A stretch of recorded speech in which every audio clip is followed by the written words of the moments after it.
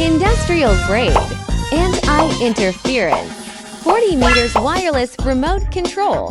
32 devices used simultaneously.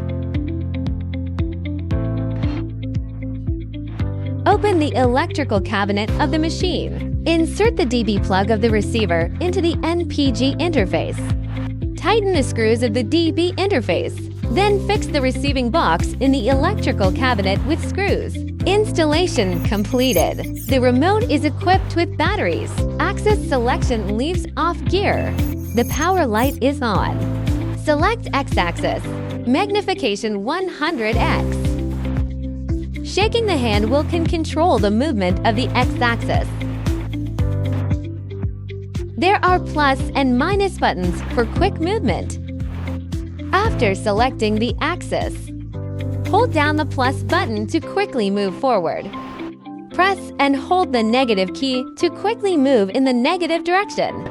After completing the hand wheel operation, turn the axis selection switch to off.